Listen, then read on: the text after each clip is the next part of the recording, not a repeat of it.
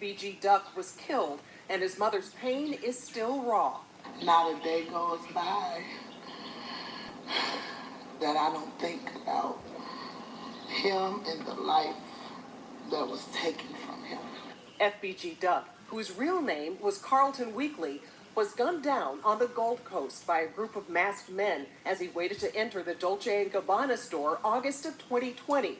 His girlfriend, Cashay Williams, and another man also wounded in the attack. They joined Weekly's mother in filing a lawsuit Wednesday, alleging rap superstar Lil Durk had a hand in the gang-related killing, wanting to take out Weekly. Their years-long rivalry playing out in a series of violent drill rap songs. Our complaint law lays out that a $100,000 bounty was placed on the life of FBG Duck to have him killed. The lawsuit names a wide-ranging list of defendants, including Lil Durk, his record label, Only the Family, or OTF, and other larger labels that partnered with OTF, like Sony and UMG Interscope. Attorney Roosevelt Allen saying the larger labels welcome artists engaging in criminal activity, putting profit over human life. They want authenticity, which has bred these type of individuals getting in the music business, carrying out their activities, and the record label companies are fueling it, financing it, developing brands for them. Earlier this year, 6 purported gang members were convicted of carrying out Weekly's murder. Allen saying with this lawsuit, he hopes others who knowingly promoted violence will be held accountable. That's where it crosses the line, when you take it from the music and you take it to the public and the streets and you kill someone. We contacted representatives for Lil Durk, Sony, and UMG Interscope Records, but have not received a response. Watch breaking news on YouTube. Subscribe to ABC7 Chicago Eyewitness News.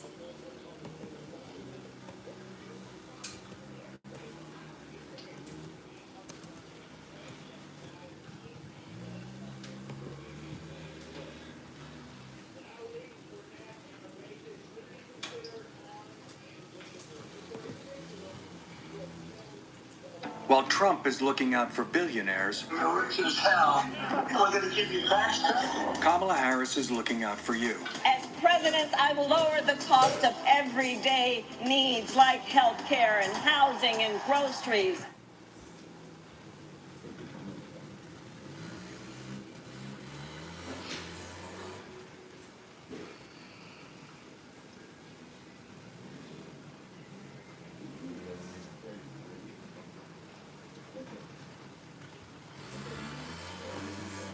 He's going to a higher court, hoping he'll be released on bail as he awaits trial. Welcome to Crime Fix. I'm Anjanette Levy.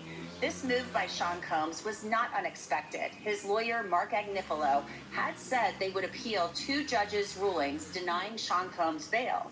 Sean Combs is basically asking the appeals court to overrule 2 lower court judges and say they made a big mistake by not granting him bail. Combs is locked up in the federal jail in Brooklyn. It's the Metropolitan Detention Center, and being behind bars would be a shock to anyone, but for Sean Combs, this is not anything he's used to. He's been living in the lap of luxury for decades. And I'm going to get to the key points Combs is making here in a moment, but first, here's how we got here.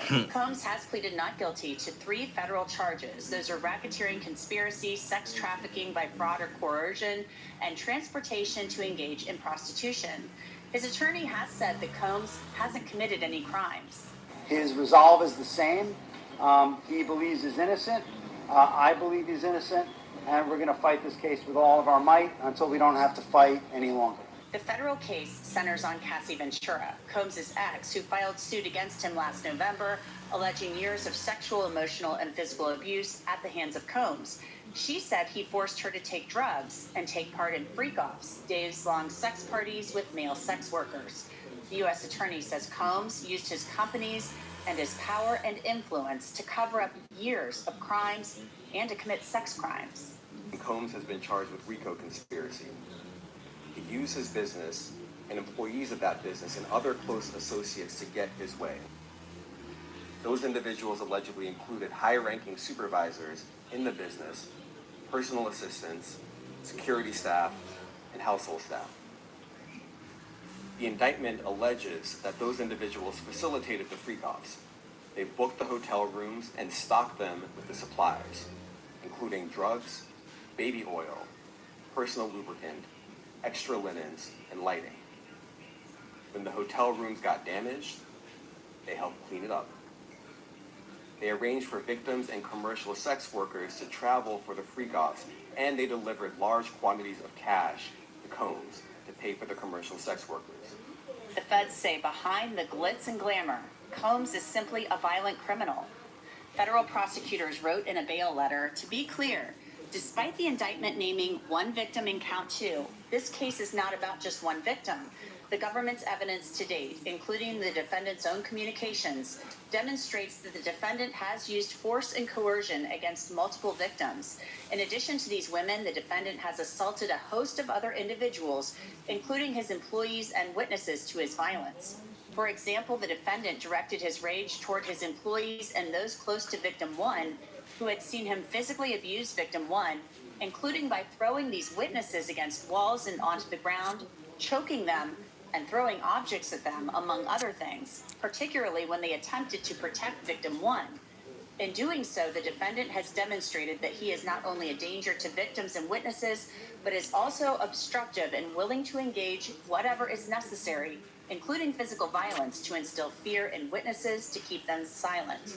Federal prosecutors say Combs has also tried to obstruct justice by trying to influence witnesses in this criminal case. Defense counsel acknowledges that the defendant has contacted witnesses in the investigation, apparently with counsel's blessing, but claims that the defense has studiously avoided interviewing grand jury witnesses.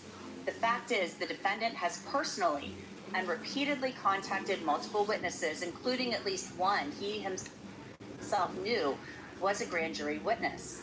The defendant contacted these witnesses, including at least one whom he had not been in contact with for years after they were served and leading up to the date they were required to appear before the grand jury.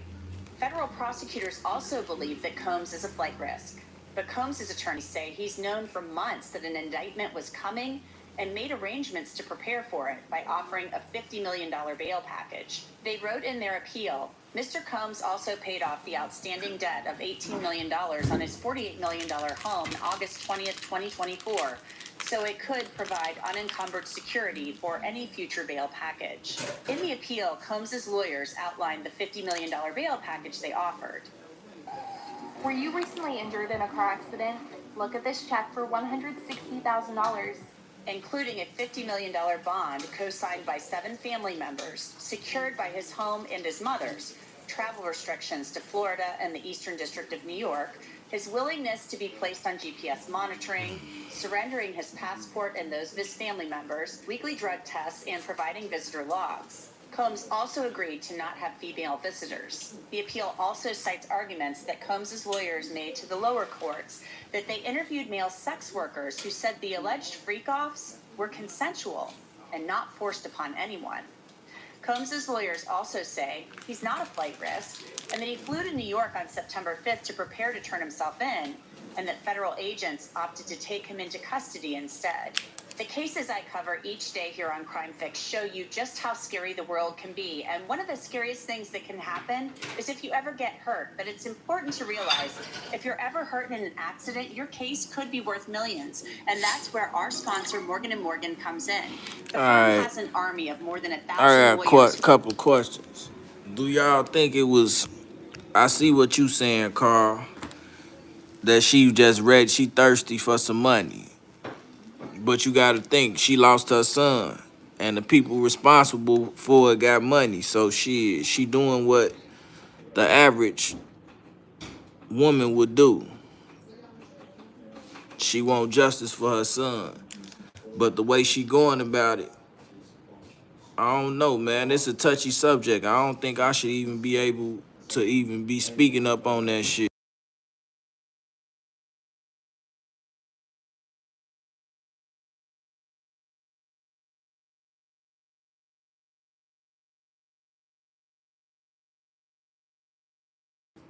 And the killers of Brick, they ain't been caught yet, so we got to look at, we ain't going to be insensitive to somebody that lost one of their kids, man. We not gonna be insensitive to someone that lost a mother who lost one of their child.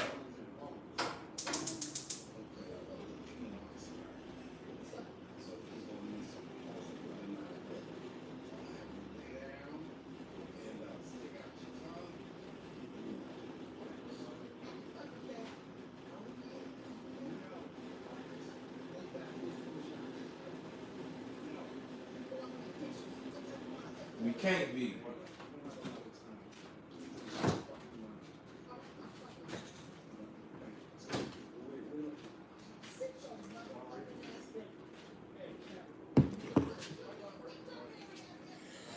For sure, we can't be. Is your mama circumcised? Type of weird ass question is that, man? You niggas be zesty as fuck. Zesty as fuck. Let me do this, man. Get your goof ass out of here, nigga. These niggas weirdos, man.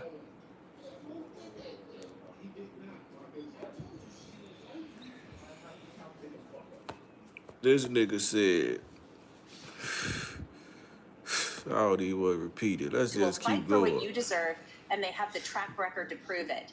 In the past few months, Morgan & Morgan has won some huge verdicts, like $12 million in Florida, $26 million in Philly, and $6.8 million in New York. All of those were much higher than the highest insurance company offer. Yeah, she ain't sued the six. She sued Lil Durk and King Von. Get the money you deserve. They Seeing you have a case estates. can be done in 8 clicks or less, and you don't even have to leave your couch to start one.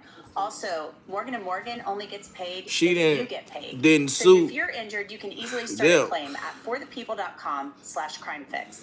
Combs conceded in his appeal that he had spoken with a witness in the case, including a grand jury witness.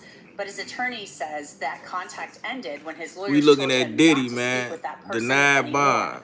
The lawyers wrote, for example, one witness contacted Mr. Combs, not the other way around. She reached out to Mr. Combs and told him, I'm a grand jury witness. After Mr. Combs informed defense counsel, he was instructed not to contact the witness anymore and didn't. Of course, the defense explained it must continue to interview witnesses to conduct a responsible defense investigation. Attorney Mauricio Padilla is here to talk with me about this appeal. Mauricio, your first thoughts on Sean Combs' appeal for bail? I reviewed the documents. I don't really think it addresses certain issues that I'm sure that the court has had issues with regarding Mr. Combs having assault weapons with altered serial numbers. Ask your mama if she's circumcised. Fuck is y'all talking? Y'all some fucking zesty motherfuckers. Most liquid financial market with Forex.com. Forex, or FX, involves something that any judge, whether it's an appellate judge or a trial court judge, is going to have an issue with because it really puts you out there as a criminal, as somebody that could be a danger to the community, which is one of the factors that the courts are looking at. I didn't see anything in the motion that they filed in the petition to the appeals court that I think would change the ruling on bail. Very interesting. You know, they're saying that, you know, the defense in this case, that he is not a flight risk, that from the very beginning of this case, he has been forthright. You know, this is somebody who's wanted to prove his innocence. He, you know, in preparation, he knew he was going to be indicted. So on September 5th, he flies to New York and he's hanging out there in preparation to turn himself in. And the feds decide to swoop in and take him into custody. Instead, you know, it's kind of like the big bad federal government coming after Sean Combs when he's tried to cooperate. But, you know, on the other side of the coin, they're saying, the government argues, look, he's tried to obstruct justice and essentially intimidate. Served search warrants on his properties. He was already heated up. Like, it's not like at that moment he had lawsuits pending. He should have known that maybe I shouldn't have machine guns with altered serial numbers at my house. So it doesn't seem like he was thinking rationally, which if you put yourself in the mind of a trial court judge, he's gonna say to himself, you're the same person that at the moment that you had the federal government go into your property, that you had these machine guns with altered serial numbers. Are you the type of person that's going to commit an egregious error while out on bond? Are you the type of person that's going to try to affect the testimony of witnesses, which is literally accused of? So it's an issue for him. And really, no one out there is going to fault a judge for not giving him bail. Right now, P. Diddy is not the favorite person of anybody in the United States or the world, or especially in New York. Give him bail, man. Y'all knew he was a bad boy already. You know, a batterer of women. You know, they publicize that, and I don't think that many people are going to criticize a judge for not giving him a bond. Now, on the other hand, if you do give him a bond and he does anything out of the ordinary, it's bad for the judge and it looks bad. This case really started in November of 2023 when Cassie Ventura filed her civil suit. She is clearly victim number one in the indictment. So the feds are saying he's known since January 2024 that he was under investigation. Hell yeah. He's known that. And he still was doing things behind the scenes that he shouldn't have been They doing. said, nah, nigga. But his defense team is saying, look, he's not a flight risk. You know, he's been trying to sell his plane. He's done things. He's moved some money around to ensure that he could put his property up as part of his bail package. I mean, are these things really good enough? Because these are some very serious federal crimes that he's accused of. And there is so much that the government will probably talk about at trial that we still don't know about. You know, they've talked about it in the bail letter when it comes to racketeering and things like that. But there's so much that's not in the indictment. Am I wrong? No, I don't think you're wrong, and I think it circles back to what I'm saying. So yeah, if their position is you know what? He knew about it in January of 2024, he wasn't taking it seriously. How do we know that he wasn't taking it seriously? Well, he had machine guns with altered serial numbers at his home. So he obviously thought that he was probably untouchable, above the law, and this whole indictment reeks of someone that thought he was untouchable and beyond the grasp of the law. The problem here is that, yeah, okay, if you're a billionaire like Mr. Combs is, and you like to have these freak-offs, and you like to, you know, hire prostitutes, whether they're male or female, to get on your plane and cross state lines to have drug-fueled orgies, you know what? Somebody in your circle should be telling you you're breaking federal laws when you do this. Because what somebody would have considered, you know, 2009 to be a fun weekend, and now in 2024, post-Epstein, people are like, that's human trafficking. You think it's cool to fill your plane with prostitutes and go have a drug-fueled orgy, but you're committing federal crimes. And I think somebody should have alerted him to him. Now, hold on. If he ain't raping nobody and forcing them to do this shit, I don't think it's a problem with you if you hire a motherfucker. That's like a nigga like me. Let's say a nigga like me, right? I'm traveling city to city or whatever. I know a lot of motherfuckers. I might get the urge to purge. You hear what I'm saying? I might catch the urge to purge. So why not go and get somebody that want $100 instead of trying to, you got to have an emotional attachment with this motherfucker now. I understand what the fuck Sean P. Diddy Puffy was doing. He was trying to have fun, set the environment right, everybody getting some pussy. It just didn't go the way that he wanted it to go. It went a little overboard. Y'all, I seen a video of somebody at Puff Daddy party. He was like, this is what happened to white boys when they come to my party. And the white boy was passed out, laying on his face, ass in the air. You hear me?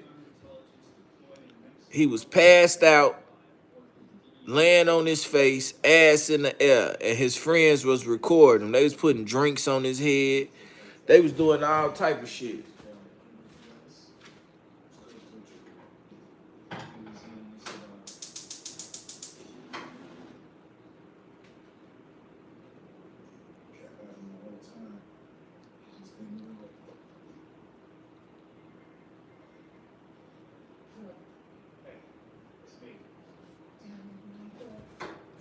For real. I ain't here to lie to y'all, goddammit. I can't.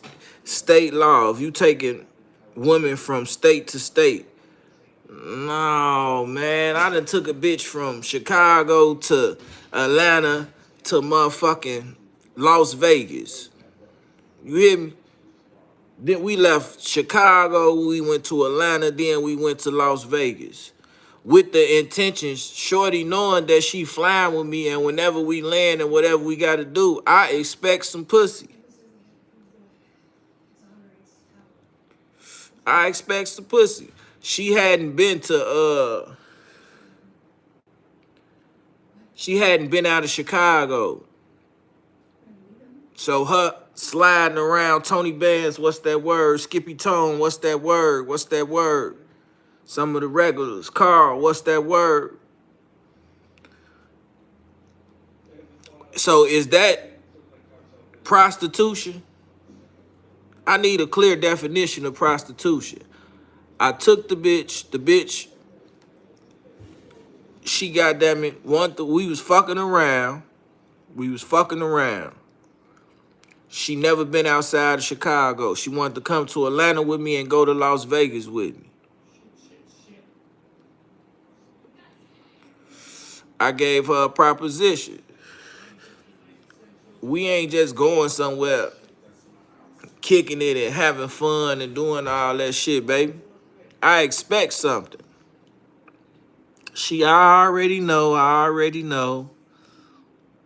Nigga, that's gonna happen anyway. So, who to say that them motherfuckers that Puff Daddy or Diddy attached and got wasn't no motherfucker? They said they was doing that shit willingly. All he did was pay for their expenses for him. He got money. They don't got no money, so he paid for their expenses. His actions are consistent with someone that thought that he was above Las the law, Vegas up prostitution to, legal. including the moment that they served search warrants on his property.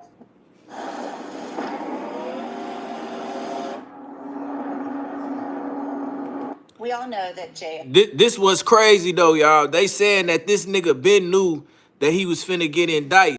The feds tell you and let you know when they finna indict you, especially if you got money and shit and you got lawyers retained and all that shit. It's a way you can get word to all that shit.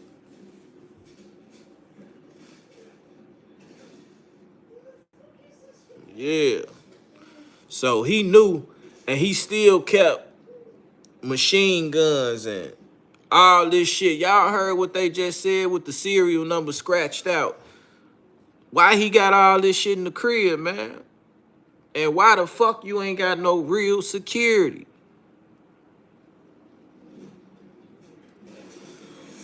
I guess he don't trust security after Genie deal. It's not fun, and the MDC especially has a really bad reputation.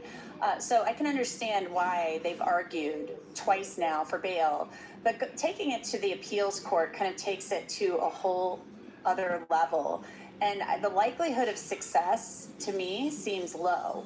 That I don't think the Court of Appeals, I mean, this is just me looking at it. I don't think they're going to overrule two lower court judges on this decision. Why are they doing this? Why are they doing this? Okay, the answer is simple, because you have a client that's asking you to. And you have a client like Mr. Combs that, despite acting like a gangster, is not a gangster. He's a record executive. He's been famous since he was almost a teenager. He doesn't know what it is to really be involved in organized crime, despite the fact that he was acting like it. He doesn't know what it's like to be incarcerated. So now he's totally freaking out, and he's pestering them and asking them. So, what they're doing now is more probably to appease their client than to get a favorable ruling from the court, because I agree with you. A trial court, an appellate court judge is not going to interfere with a trial court's determination that affects the public safety. Because all of a sudden, something happens, and it's going to land on whatever appellate judge wanted to disturb what the trial court judge was ruled. So yeah, I agree with you. I don't see them doing it, but they're in a position where they have a high-profile client, paying them a lot of money and asking them to do it. So they're in a position where they're going to have to do it. And listen, and I understand from being a criminal defense attorney, preparing to go to trial with your client in custody and in custody, like in a place where Mr. Combs is not favorable to the defense. It puts a lot of restrictions on preparation, how you can access your client. It really affects the preparation for trial, but they're in the position that they're in, and the trial court made that decision. And it circles back to when I read the indictment and I saw those machine guns, I was like, that is the straw that broke the camel's back when regarding whether or not we're going to give this guy bail, because they broke down. You could maybe justify everything. It was consensual. Was they broke down like that when they found them motherfuckers? And I gave people drugs because they wanted drugs, not because I wanted to control them. But why do you have these machine guns with altered serial numbers? Why? Because you're acting like a gangster. The guns with the scratched off serial numbers are very concerning, and it's scary. You hit on a point that I want to talk about just finally here. They do point out in their appeal that, they have all this evidence that this was consensual, there were no crimes committed. And they've been saying that these so-called freak-offs were consensual. So is that going to win the day here? I mean, putting that in the bail application, I get what they're saying, but is that argument going to win the day? I mean, listen, I said this from the beginning. The defense here has to be, yeah, he's a freak, but he's not a criminal. And everybody involved in these freak-offs, it was consensual, and I'm sure you're going to see at trial, you're going to see evidence that it kind of was. People like excited. I look forward to seeing you in Chicago. I look forward to seeing you here. I'm sure we're going to see evidence that it's consensual until the moment that someone says that it's not. That's why when you're a billionaire, you have to protect yourself, and you can't leave yourself at the mercy of people's testimony that can change from one day to the next, 1 month to the next, or 1 year to the next. Because now they're going to go retroactively back, and every single person is going to be like, oh no, I was there against my will, or he showed me a video and he was blackmailing me, or that's the problem, and that's the position that he's put himself in. And I think that they're going to have evidence that he was using these freak-offs, and he was using the entire scheme that of these videos to control people, to get favorable results from other record executives. Listen, if you're a record executive, a politician, a performer, or an actor, and you've been involved in an orgy with Mr. Combs, you're in big trouble. And I've spoken about this before. When they say that he's the tip of the iceberg when it comes to this investigation, it never works that way. Mr. Combs is a big name, but there's much bigger names. And, and we look at politicians. I mean, a couple of weeks after Mr. Combs got indicted, the mayor got indicted of New York. Does it have anything to do with it? Do with it? Maybe not. But that's really the goal of the federal government. They like entertainers, but they like politicians more. So whoever P. Diddy can now start pointing the finger to, I think that's what's going to happen. I think he's going to try and save himself, and he's going to start pointing the finger to other people. Interesting. Mauricio Padilla, thank you so much. Thank you. Thank you so much for having me. And that's it for this episode of Crime Fix. I'm Anjanette Levy. Thanks so much for being with me. I'll see you back here next time.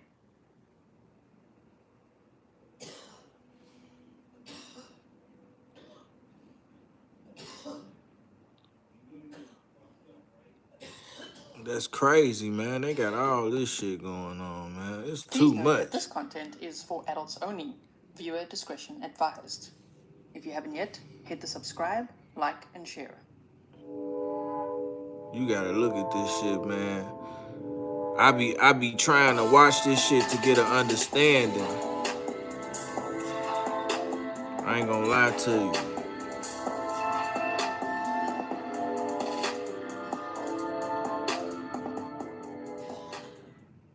Hello everyone, and welcome back to another live stream with me, Gisela K. This is Grizzly True Crime, and today we're going to be looking at some of these updates in the case against Sean P. Diddy Combs.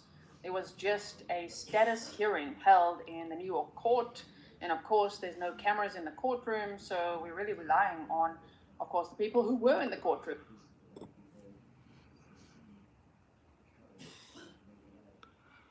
Do he look like a monster, y'all? Do he look like a monster?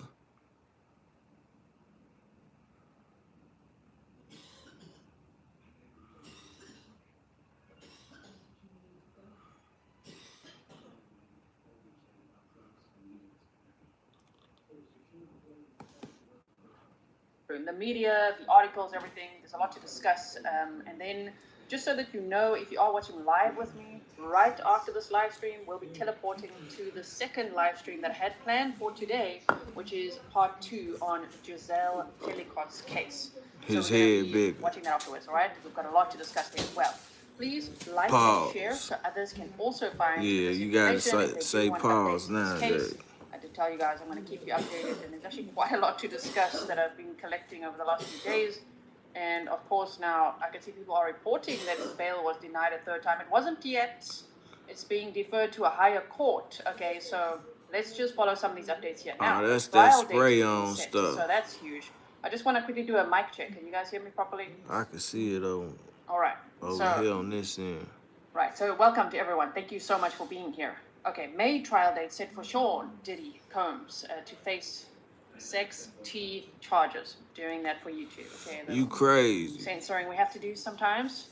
So if you don't know anything about this case, there is a playlist. We have gone over quite a bit of the recent updates since he's been arrested, and we've watched some press conferences together, and it just sounds absolutely horrifying.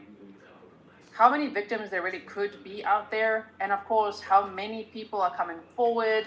I recently watched an interview that one of the attorneys representing over 120 victims, so many people have been calling them, right, to represent them. He was saying, Trump intends to enact a national sales tax that would raise prices on middle-class families by $4,000 a year. We will pass a tax cut that will benefit more than 100 million Americans. Do you want to eliminate escapism like porn, video games, and binging social media so you can finally get locked in with the laser focus and discipline you need?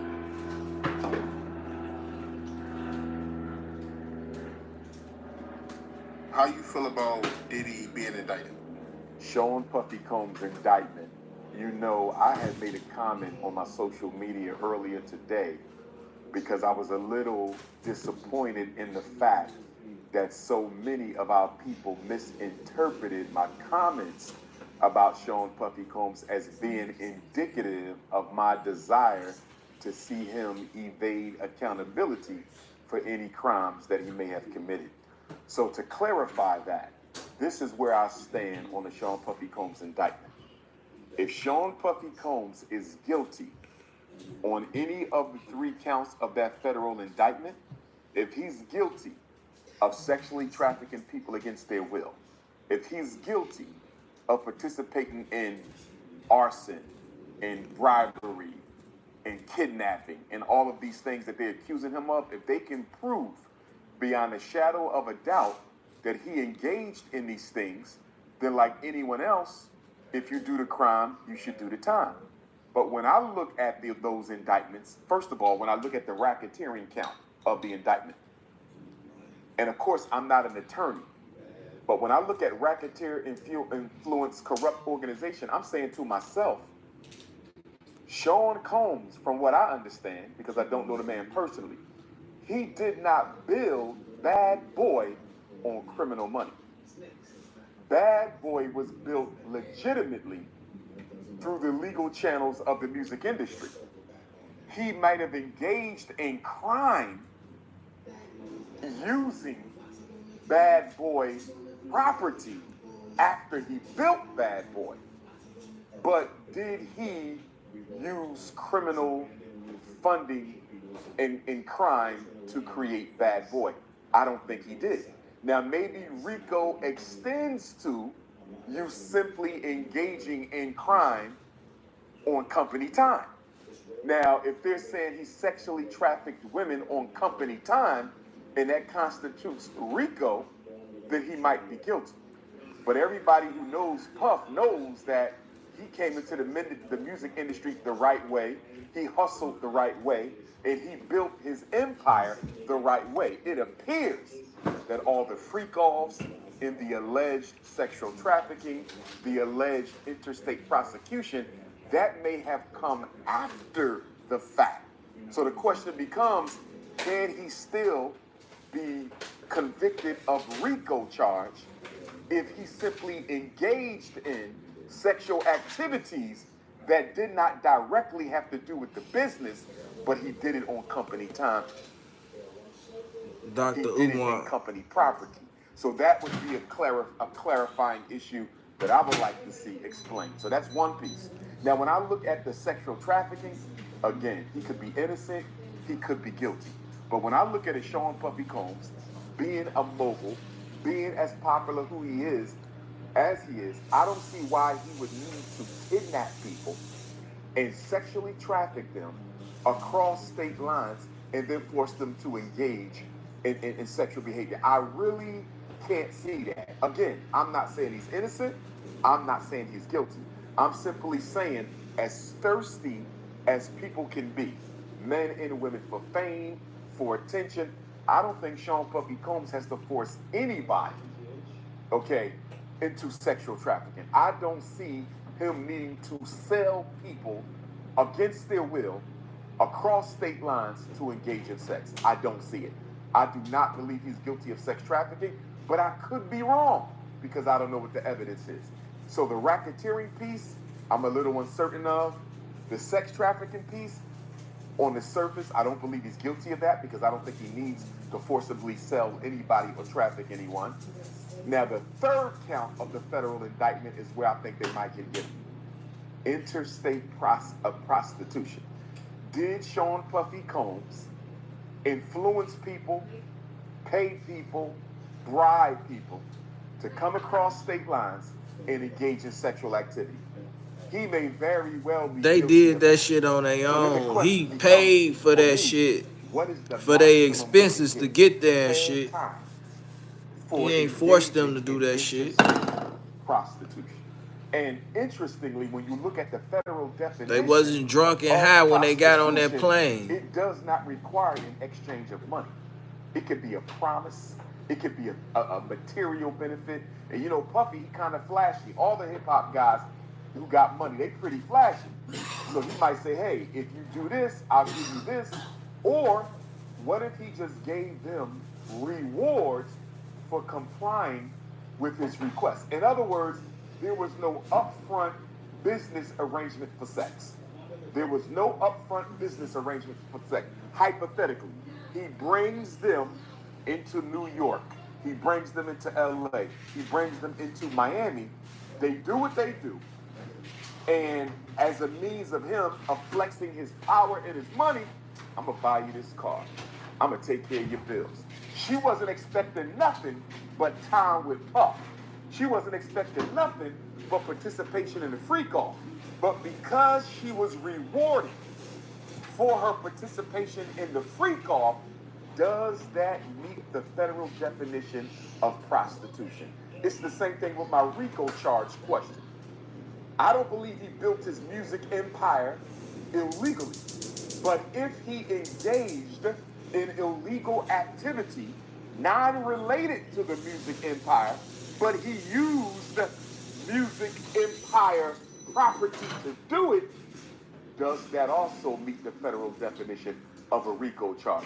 And me personally, Art, I believe the reason they went RICO and the reason they went Fed is they want to completely destroy Sean Puffy Combs publicly and financially.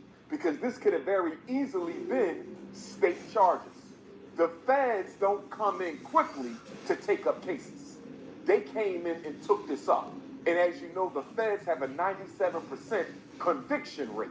So I'm looking at this and I'm saying somebody wants Sean Puffy Combs completely destroyed. And I think I know who it is. Who is it, brother? Diego. I believe it is the British-based liquor company that Puffy was doing business with. They're one of the biggest liquor companies in the world. They market and sell some of the most popular brands of liquor, including Ciroc. And Diddy had an agreement with them where they would help him market his De Leon tequila brand. And Diddy took issue with Diego because they had described the De Leon tequila liquor, Puffy's brand, they described it to their customer base as if it was an inner city, urban, quote unquote, ghetto, hip hop type of liquor. And Puffy took issue with that because he said, I'm a global icon. I'm a hip hop mogul. Don't limit my product just to black people. And by doing that, you're dissuading white people and non-blacks from buying my liquor. You're cutting my sales low, and I think you're doing it on purpose because you don't want De Leon tequila to outsell all your other European-controlled brands. So Puffy accused Diego of racial discrimination in advertising and marketing. Diego got upset with Puff, British-based company. They said, you done already made $1 billion off of us. How dare you sue us and try to make a few more billion off of us? So they tried to get the case thrown out.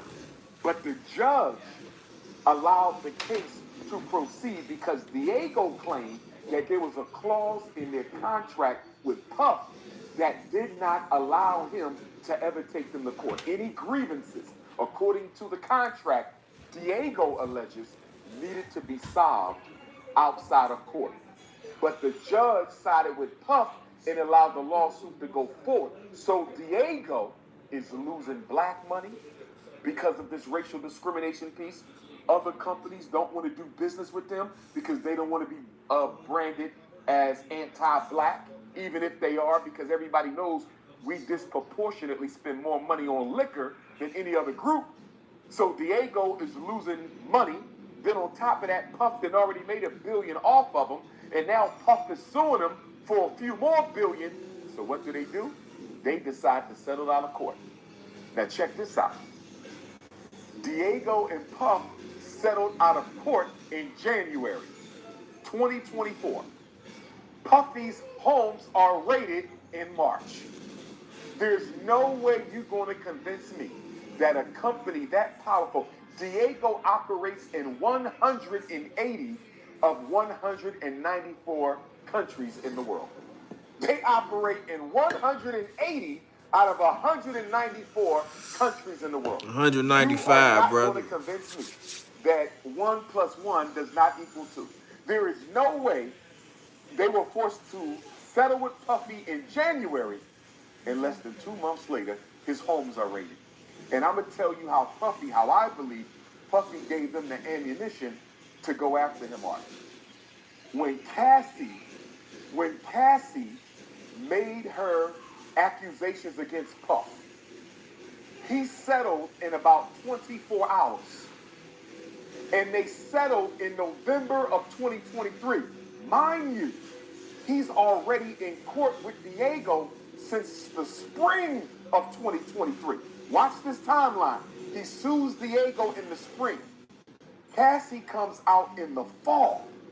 He settles with Cassie in 24 hours. Diego is watching this.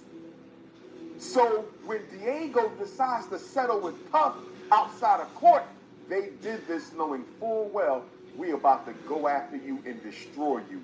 You are messing with the Illuminati.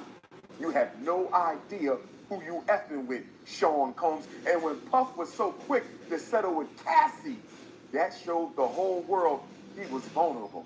That showed the whole world he had skeletons in his closet. And do you know what I think Diego did after they settled with Puff? I bet you after they settled with Puff, they probably never even made it to the airplane. They picked up the phone and they called King Charles III. And they said, "Dear monarch, we need you to dial in a favor for us to President Joe Biden. Because this Sean Puffy Combs, this little nick out of New York City, he thinks he can go to war with the big boys and not pay the consequences. Sean Puffy Combs, that hip-hop king out of New York, he think he can tell white people what to do. He think he going to rob us for a couple $2 billion and get away with it. It's not going down. Dear King, please make that call on behalf of your citizens." That's what I believe happened. King Charles picked up the phone. He called Joe Biden or any number of U.S. citizens, any number of U.S. prosecutors. In less than 2 months after Puffy settled with Diego, his homes were raided. Now, here's the other thing, Art. The reason they did not arrest Puffy until recently, because they could have arrested him then. is they wanted to wait and save this for a time they needed to distract the black public away from something that they didn't need us getting involved in. The reason he got arrested now is because we're 6 weeks away from the presidential election, and black America was tearing Kamala Harris's up looking for presidential accountability. They were all over Kamala Harris. She couldn't answer no questions. She didn't want to do no interviews. And so the power structure said, let's get him right now. We need something we can throw at black America. We know they're emotional. We know they care more about hip hop than anything else in their community.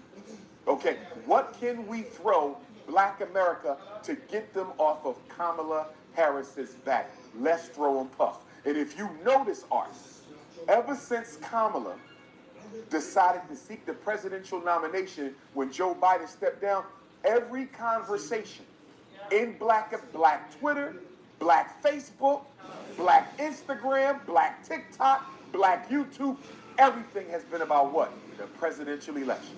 Trump, Kamala, Kamala, Trump. That's all we've been talking about until they arrested Puff. Now go on black Twitter. Now go on black Instagram. Now go on black YouTube. Nobody's talking about Kamala too much no more. Everybody's worried about Puff. That's exactly what they wanted to do. Distract black America away from the presidential election by throwing them the Puffy lynching so we can get Kamala to the finish line. And guess what? The judges that refused to give Puffy bail, from my understanding, they're both Democrats. And you know what's so sad about What's that? the word? What's the Puffy word, is a Ms. very West? What's big that Democratic word? Party contributor. He's a very big Democratic Party supporter. And so the very party that Puff been giving millions to and millions of dollars worth of publicity and advertising is the very party that's shutting down. This was a favor by the British people to the American government. He don't know the place no more. Sit his down. And keep on top of that, Art. Puffy started a black political party called, what was it called? Our Black Party, I think it was, in 2020, after he endorsed Joe Biden. Sean Puffy Combs said out of his own mouth that both political parties keep taking us for granted. They're not offering us anything for our vote. And I think another reason why he was raided, when he was raided, Art, was to keep his damn mouth shut so he did not offer his opinion on this presidential election. This whole thing was a takedown of the global white power structure with Diego British-based company at the top, and it was also necessary in order to get black America off of Kamala Harris's back. Now let me say this to you, Art. People say Dr. Umar has been defending Puff. If Sean Puffy Combs is guilty of sex trafficking, he should go to jail. If Sean Puffy Combs is guilty of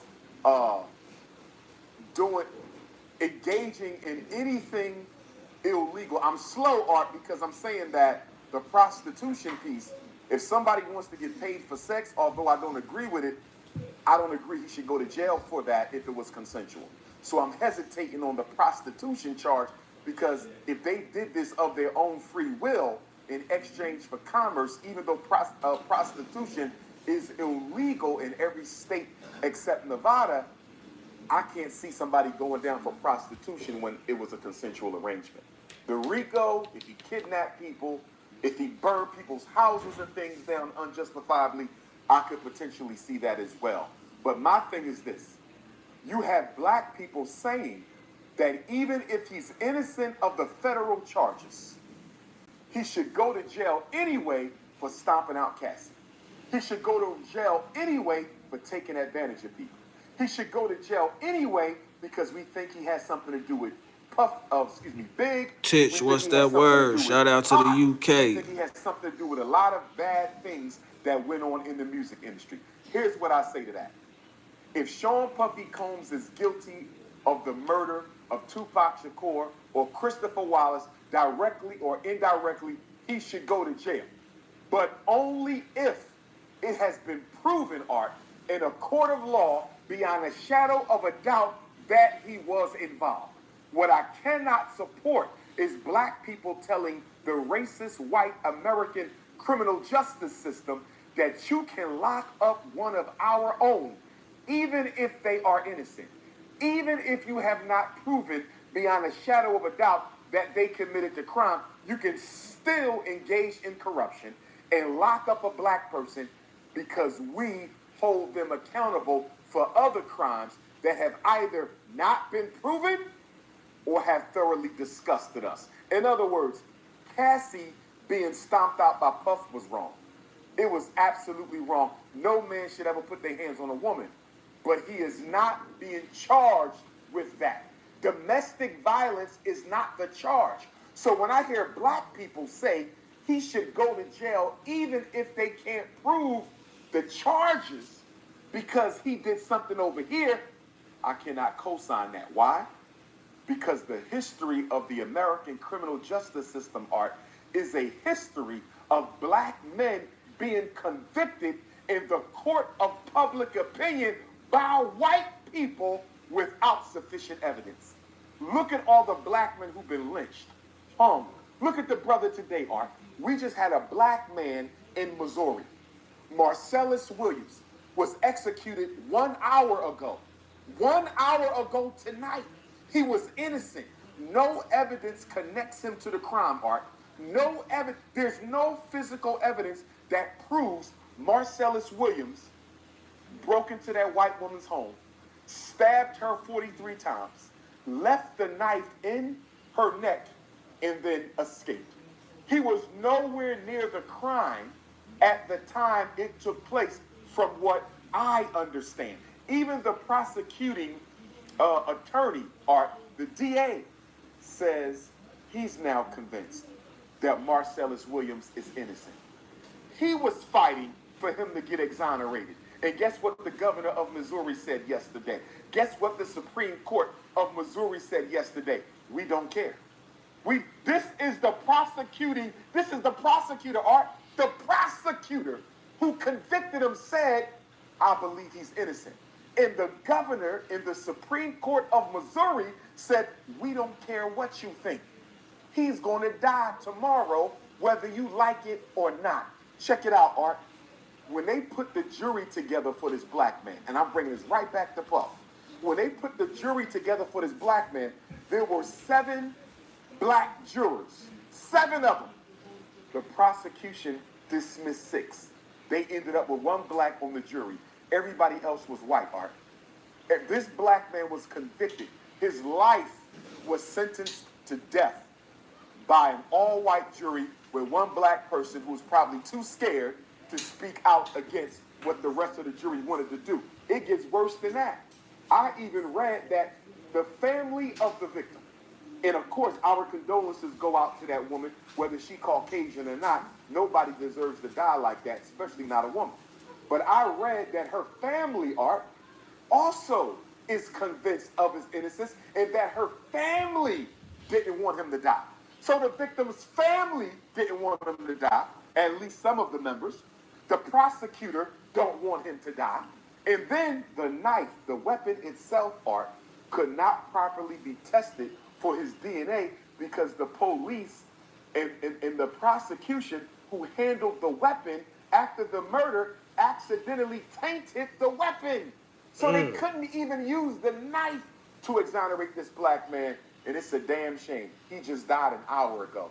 So when you hear me say, I don't want to see Puffy Combs, Dr. Umar, my brother Art, I don't want to see nobody go to jail for something they didn't do, is rooted in the criminal injustices that we as black people have been suffering from in this country for 4 sentences.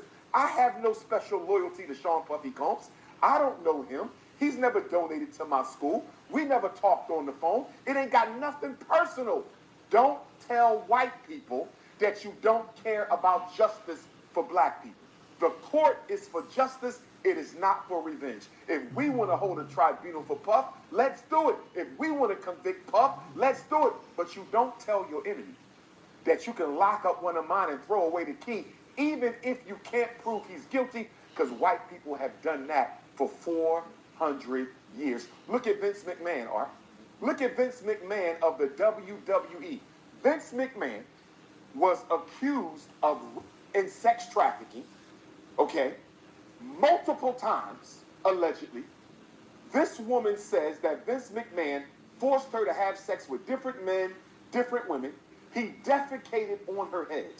He defecated on her head, and while she was covered in human feces, he forced her to continue to engage in sexual trafficking. This went on for a period of time. He was never arrested.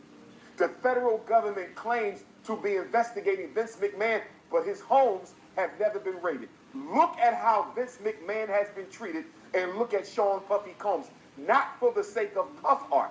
This is not about Puff. This is a case study in how they deal with black people. I'm not thinking about Puffy. I'm thinking about my people. But the immaturity of American Africans, they can't separate subject from object. Hey. Puffy is the object. He ain't the subject. The subject is justice for black people. I will never tell the criminal justice system that you can prosecute and convict one of mine illegally without due process of law because I'm still upset over something he did over here that has nothing to do with the charges bringing him into court. I didn't read nothing about pedophilia. Nowhere in the indictment did they mention underage children. But I hear people talking about underage children. And then, Art, every time the news comes on, they keep showing us the Cassie video. Cassie got $30 million. She settled out of court. That don't excuse what he did. But she's moved on with her life, Art. So if Cassie took her $30 million back to her white husband and moved on with her life, why is C-SPAN and CNN and ABC and Fox News and NBC keep showing us the Cassie video? They keep showing us 1,000 bottles of baby oil. It's not illegal to have 1,000 bottles of baby oil. Is it a little sick?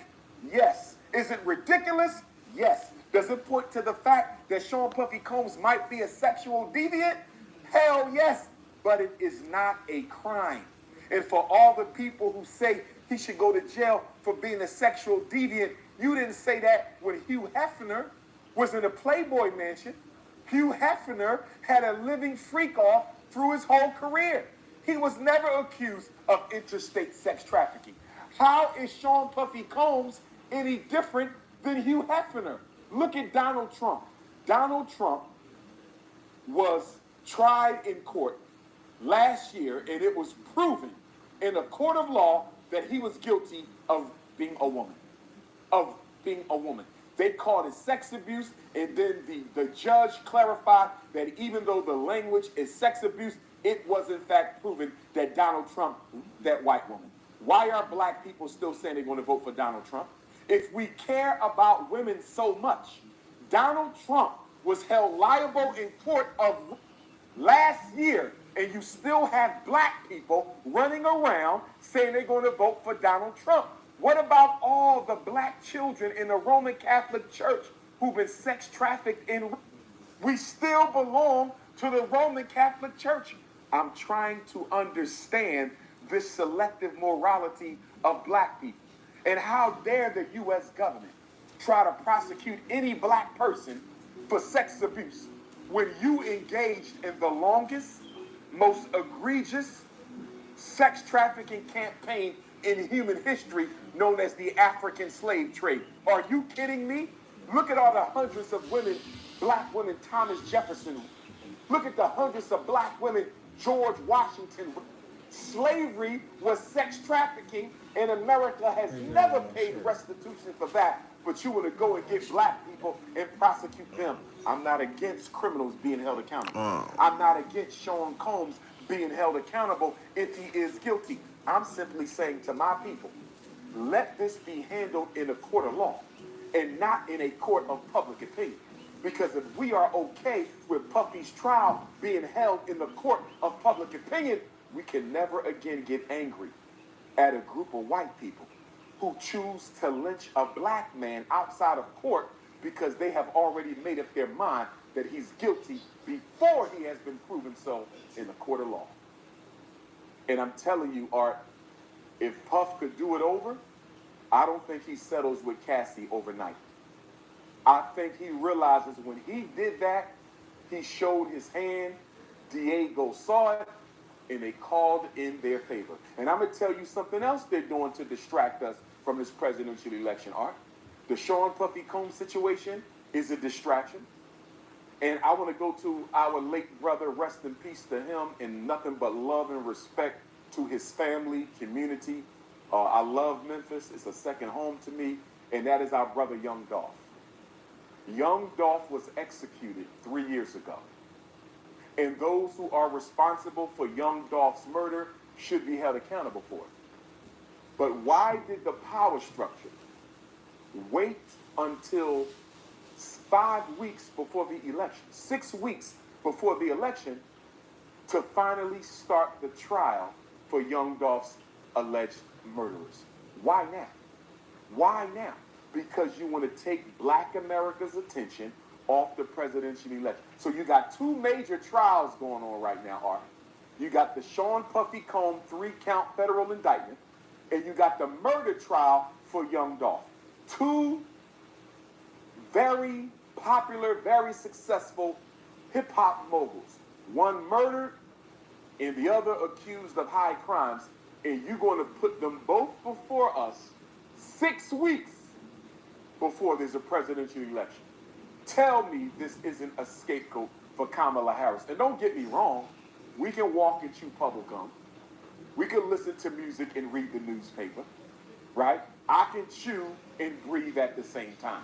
So I'm not saying we cannot pay attention to that most important Young Dolph murder trial and pay attention to the presidential race.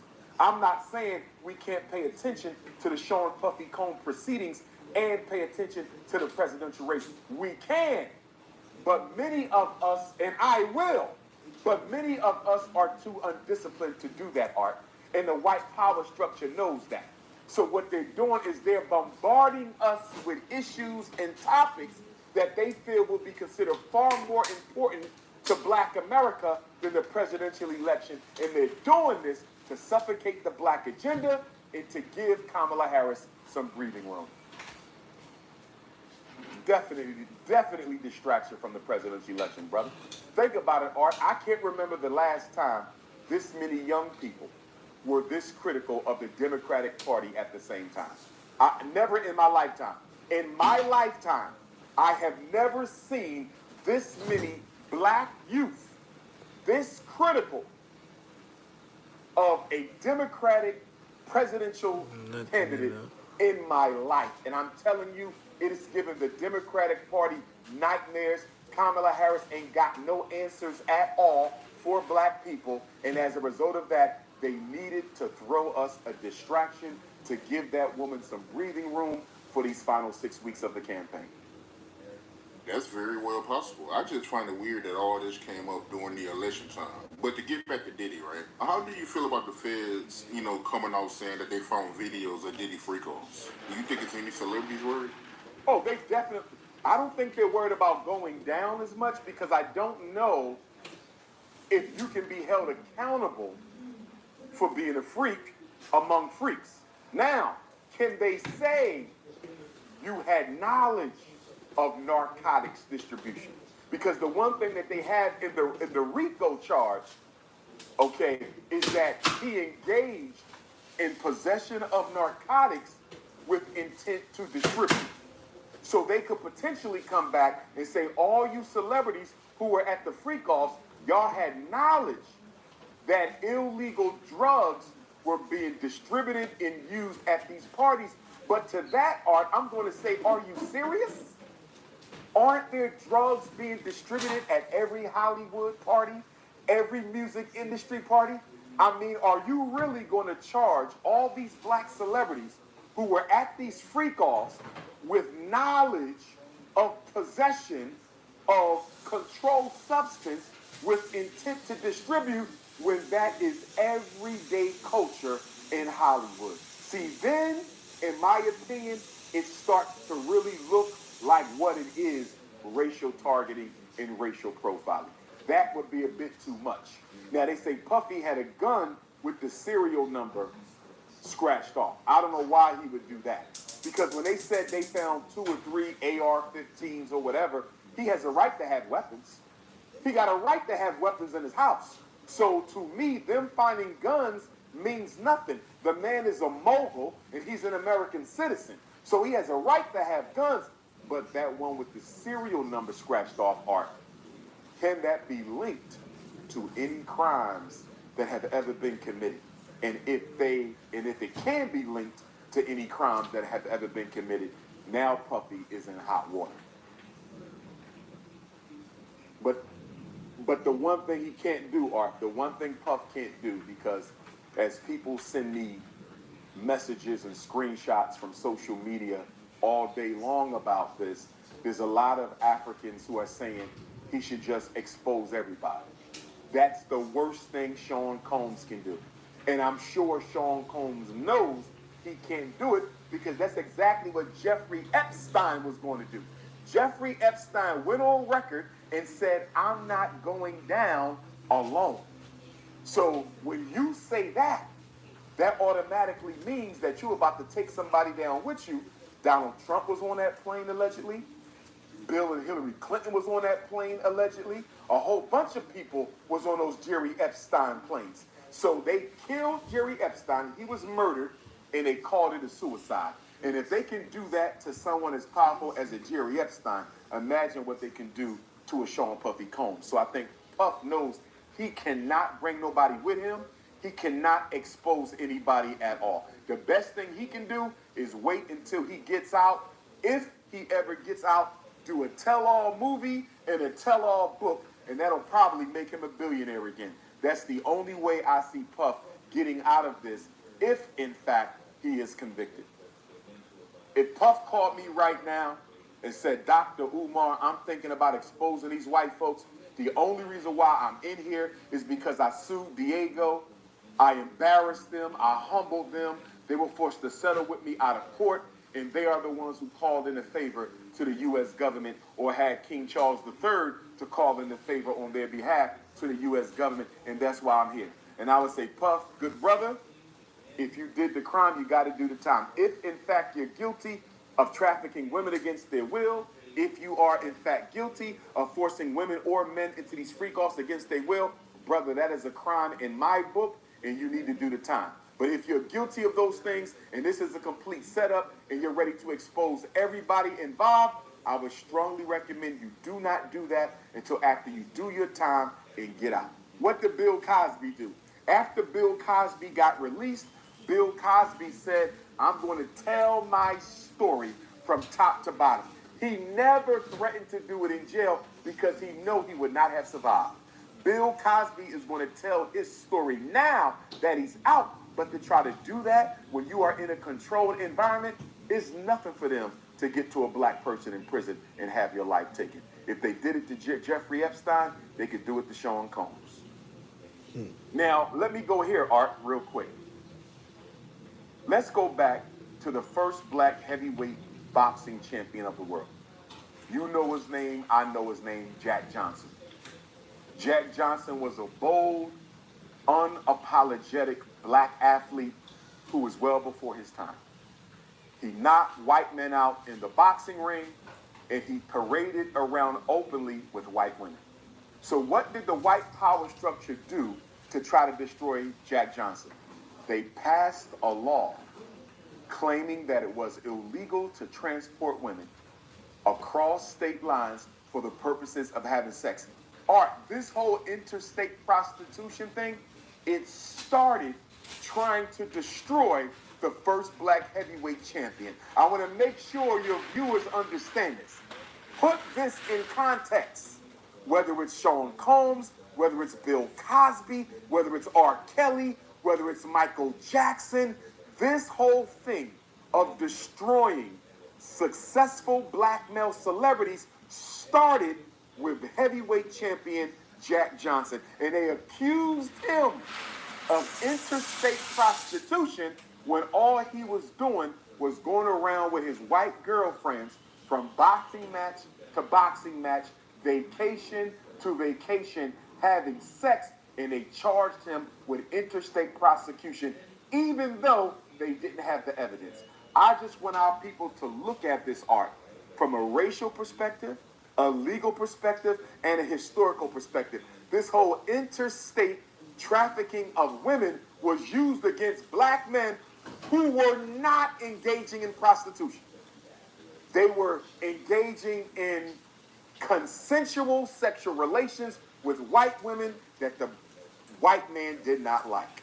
And they were being convicted without sufficient evidence, and they're trying to do the same thing with Sean Combs right now. Yeah, you're right about that. I mean, that's a good way to look at it. That's a good point, man. But how you feel about Diddy bail being denied and him getting put on suicide watch? First of all, the no bail, completely racist. Look at all of the white celebrities charged with Racist. who got their bail. Vince McMahon didn't even get arrested. Donald Trump didn't even get arrested. If I'm not mistaken, Harvey Weinstein made bail. Harvey Weinstein had way more victims than Sean Combs. He made bail. How can Sean Combs be a flight risk, Art, when everybody on the planet Earth knows his name and knows his face? He has children that I'm sure he want to see again. Okay? Everybody knows what he looks like. How in the hell can Sean Combs be a flight risk? The reason Puff was not given bail is this whole this whole prosecution is more about humiliating him than it is about finding him guilty of any crimes. Don't get me wrong. They plan to find him guilty of crimes because they're going to trump the evidence. But they have to humiliate him. They say they're not letting him out because we don't want him to be able to badger or coerce witnesses to drop out, pay him off. But he can do that through a third party. He can do that through a third party. He still gets his prison visits, Art. He still gets his prison. What did the mafia do? What does any criminal enterprise do? They arrange for the payoffs during their prison visits. They don't have to be free. So this ain't got nothing to do with him. You talking about racist bullshit. He has enough people in his network that can happen anyway. The reason Puff isn't being given bail is they want to humiliate, humble, and disgrace him. And I'm going to tell you something. The one thing he should have done, and I don't condone any of the acts he's alleged of. I want to be very clear. Especially sex trafficking, if he's guilty. And to that point, Art, why haven't we been privy to any evidence? Now, they're claiming the reason you haven't seen any evidence is because the trial hasn't started, right? But didn't we get evidence of R. Kelly's misdealings before the trial started? Didn't we get evidence of Bill Cosby's misdealings before the trial started? Didn't we get evidence of Michael Jackson's alleged misdealings before the trial started? So how are they going to tell us that you're not getting no evidence because the trial hasn't started? That hasn't been the way y'all traditionally do business. Normally when y'all have dirt on black men, everybody gets it as soon as you get it. But because of Sean Combs, we're not giving the public any evidence until the trial starts. I'm going to be honest with you, Art. I'm not sure they have much evidence. Remember, this is not really about the commission of a crime. What Puffy did, although I do not and never will condone it, what Puffy did is everyday behavior in the music industry. It's everyday behavior in Hollywood. So we clearly know it's not about what he did, because this is what they do. This is about an Illuminati takedown by Diego because you disrespected the global white power structure. And not only the global white power structure, the British, Anglo-Saxon white power structure, and you have to be made to pay for that. The suicide watch. You're not alone. Is he already potentially suicidal? Or going to 988lifeline.org. It's possible, Art, But I'm going to say not yet, because he has children. And one thing I can say about Sean Combs, and I'm no defender of anyone who is guilty of those crimes he's being charged with, but has not yet been proven. One thing I can say about Sean Combs, from what I've seen, I don't know him. He loves his children. From what I've seen, he loves his children. And for that reason, I do not see him committing suicide because of the love he has for his children. Although they're all young adults, they're still babies. And I don't think Puff wants to leave his children in this world with the type of enemies that he has. I mean, look what happened, rest in peace, to Whitney Houston and her daughter. You understand me? So without Puff around, who knows what people will try to do to get at whatever little is left of his empire after he's convicted, if he's convicted. I don't think he wants to leave his children in this world defenseless like that with the kind of enemies he got, black and white. I don't think he want to do that. Now, I can see the power structure falsely claiming that he's on suicide watch if, God forbid, they try to take him out of here. I could definitely see them using the media. Look what they did with Jeffrey Epstein. They said he committed suicide. Jeffrey Epstein did not commit suicide. Jeffrey Epstein was murdered because he said, I'm not going down by myself. Does that sound like somebody who's about to kill themselves, or does that sound like somebody who's about to get revenge? Revenge. Absolutely, brother. Absolutely. I'm concerned for the brother's safety more than I am worried about a potential suicide. And let me tell you the mistake Puff made that Jay-Z did not make. And I am not accusing Jay-Z of anything. I want to be clear. But let's say hypothetically, if Sean Carter had any skeletons in his closet, one of the most effective things he did to clean up them skeletons and seal off those skeletons, Art, he got married and created a family. One thing you see Caucasian men do, Art, they might be cross-dressers, they might be homosexuals, they might be pedophiles, they might be murderers. What do all white males in the public eye do to make sure they're protecting their image, legally and publicly? They get a wife and they have children. They build family. Look at them. Every last one of them build a wife. They might marry a prostitute, but they are going to have a wife. If he coming off a little racist, man, he is a little strong with it. From the types of accusations that Sean Combs has. But this him. Look at T.I. and Tiny. And I'm not accusing my brother Tip or my sister Tiny of anything. But as you know, they've been accused of things that they were innocent of, and shout out to them, they were cleared of that nonsense. People walked away from it, charges were dropped. However it happened, T.I. and Tiny is still together and they still free, and I'm happy for both of them because they're one of our strongest young black couples. But when that whole ordeal was being pushed on T.I. and Tiny about how they were doing this and that in the privacy of their own bedroom, which is none of our business, you know what really helped them? The fact that they were married, they were united, they had a family, and they had children. You cannot underestimate the power of perception when it comes to you being accused of sexual crimes, whether you're innocent or guilty. That is the one thing Sean Combs should have learned. It's a lesson he should have learned, and he learned it too late. Get married, build family. And I'm not saying Sean Carter only married Beyonce for this that. guy I'm not saying I believe he cocaine loves heavy. his sister.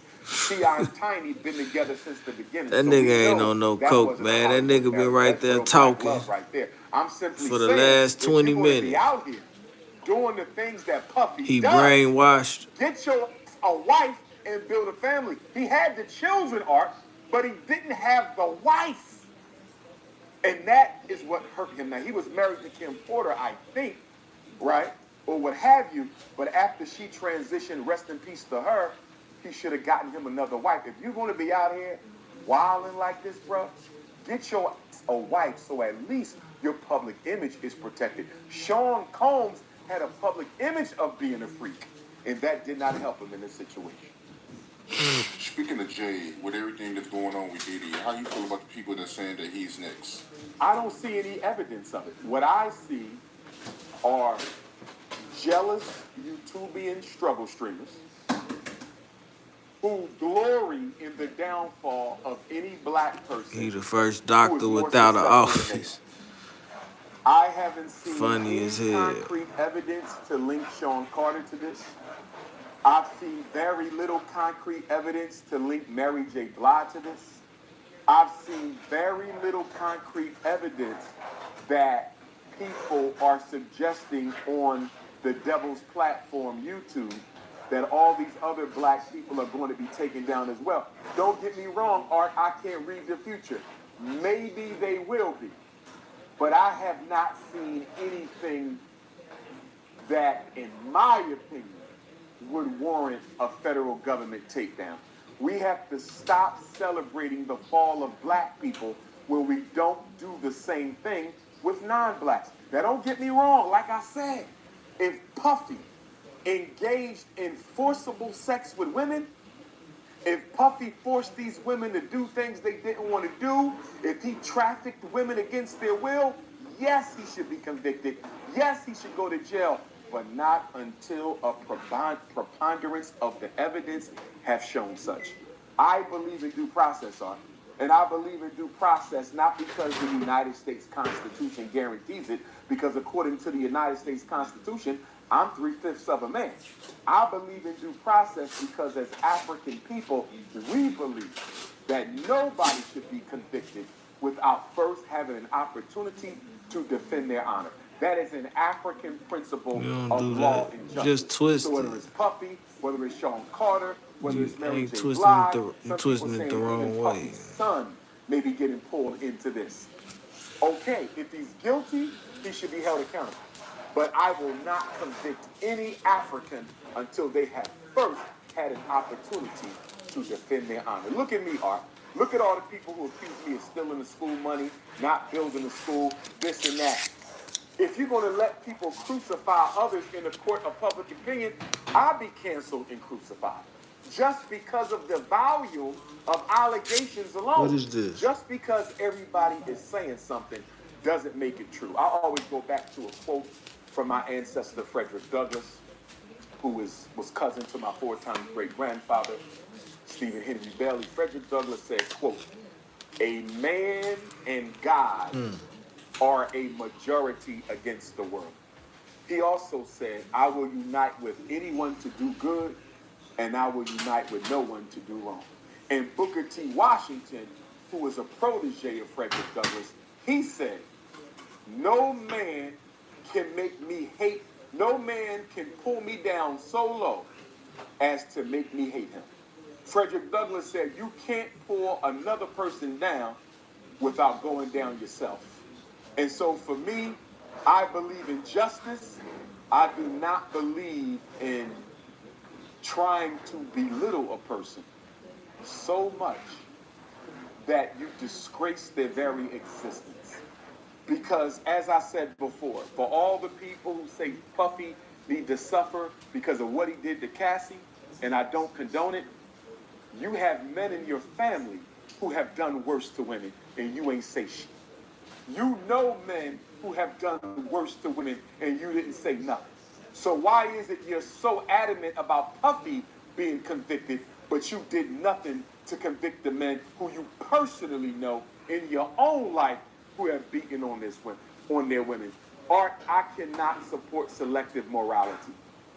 Selective morality for black people is complete hypocrisy, and I will not support it. Justice for everybody, or justice for nobody. I respect it. But before we get off of Diddy, you heard about how he don't want to eat in prison because he's afraid that he might get poisoned? I read somewhere, and I don't know if it's true, but I read somewhere that Kim Porter allegedly told someone that Sean Combs told her that if he wanted to get rid of her, he could very easily do it through food poisoning. I don't know if it's true, But someone of Puffy's status and stature in this society, someone who has navigated that Hollywood and music industry, I'm quite sure Sean Combs knows how easily it can be to eliminate somebody with food poisoning. Malcolm X was poisoned in the Middle East. Luckily enough, he got to the hospital or the doctor soon enough where they could pump Michael Jackson's stomach. Okay? Prince, in all likelihood, was poisoned. Michael Jackson was poisoned, albeit through medication and not food. Johnny Cochran was poisoned and murdered because he wanted to investigate how much money America owed blacks for reparations. The late, great Dr. Khalid Abdul Muhammad, in all likelihood, was poisoned as well. So we gotta be honest. One of the most effective ways to get rid of someone and hide the evidence is through food poisoning. So I cannot say he's being paranoid. We're talking about Sean Puffy Combs. In terms of hip-hop, culture, and history, who in the hell has ever been bigger than Puff as long as Puff? You could say Sean Carter, but Puffy was already a household name when Jay-Z was just getting started. So I believe that Puffy's paranoia is definitely well-deserved. He don't have no friends, bro. I don't know if Puffy got any friends. Now, is this due to the fact that so many people claim he did people dirty? It could be. Or is it due to envy and jealousy? It could be. I don't know why he ain't got no friends. But it don't seem like Puffy got too many people who are going to ride and die for him beyond his children. And because of that, I think his paranoia about eating the prison food is very well deserved. Yeah, it don't look like he got any friends at all. But how do you personally think it's going to turn out for Diddy? Wow. Wow. I heard attorney Lee Merritt say that one of the things that help gets high-profile defendants off of federal charges is the amount of money that they have. And I'm paraphrasing attorney Lee Merritt out of Texas, but he basically said the one thing Puff got going for him, if he has it going for him, is he got a lot of money. And he said that does play a role in getting exonerated when you're facing Fed charges. I believe he's going to be convicted. I'm not sure that he's going to be convicted of all 3 counts on that indictment. If I had to choose, they get him on the interstate prostitution. If I had to choose, they get him on the interstate prostitution and not being an attorney, Art. I think that is the lesser of the 3. I think the RICO is the most egregious. The sex trafficking is the second most egregious from a legal standpoint. From a human standpoint, the sex trafficking is the most egregious. But from the legal standpoint, the federal government looks at RICO, in my experience, they look at RICO far more seriously than almost anything else you can do except murder. And so I think RICO is the worst federally, and that's why it's the first count. Sex trafficking is the second worst thing you can do federally, and that's why it's the second count. And prostitution would be the least of the 3, and that's why it's the third count. I think Puffy gets convicted of the 3rd count on the indictment. I'm not sure about the first. I'm not sure about the 2nd. I don't believe he's guilty of the 2nd. Nobody's going to convince me Sean Puffy Combs sexually trafficked people. What's that word? What's that word? Forced them to engage in sexual acts. I'm having a hard time believing that, even with the knowledge of what Puffy likes to do in the bedroom. I can't see him doing that. He can pay people. He has enough money to pay you to engage in those acts. Why would he have to kidnap you and force you to do it against your will? I'm not buying that. The RICO charge, in my opinion, comes down to whether they can attach his sexual behavior and other crimes to a music empire that was already built before he started engaging in those behaviors. I would need clarity on that before I could offer an informed decision on whether or not I think he falls to the RICO. But I will tell you this, because this is an Illuminati takedown, Diego wants him to go down for RICO. And the reason Diego wants him to go down for RICO, Art, if Puffy goes down for RICO, they can take everything he got. When you get convicted of a RICO charge, all your property, all your assets, your bank accounts, your money, your clothes, everything becomes the property of the federal government. So the feds want RICO. I just don't think they have enough evidence for it. If they had a lot of evidence, Art, we would be seeing some of it by now. It would be leaked already. I don't think they have the evidence. But listen, as an FBI agent once told me, she said, Dr. Umar, you are being watched by the feds. They're watching you closely. You are considered a threat. You need to be careful as you can be with everything that you do, but you should not become paranoid. And I said, why not? And she said, because if they can't find it, they will simply create it. They control the media. She told me that. An FBI agent told me, you cannot get paranoid being careful, because if they can't find any dirt, they will manufacture it. They control the media. Yeah, you can tell they controlled by the media. But how you feel about Beyonce and her not being nominated for any country music awards? The Country Music Awards Association should be absolutely embarrassed that they resorted to that form of racism. Cowboy Carter came in as the highest debut country album for a female artist ever. It was #1 on the country music Billboard chart for 2 weeks. She got more first-day streams than any artist in Amazon Music history. She was among the top artists for first-day streams in Spotify history. She broke about 5 records with the Cowboy Carter album. 13 of the songs on the Cowboy Carter album made their way to the Billboard 100, and she doesn't get a single nomination. How do you explain that, Art? You can't explain it. The only way you can explain it is to say what we all know. White people are racist, and they decided to gatekeep country music from blacks. Even though we invented country music, it started on the Southern plantation. He might be a little racist, y'all. Handmade guitars. That's where country music came from. It's our music. So that's hypocritical in and of itself, that you're claiming you're going to gatekeep a genre of music that enslaved Africans gave birth to. We created country music. But nonetheless, they said to themselves, whatever black people get into, they take it over. Look at Tiger Woods with golf. Okay?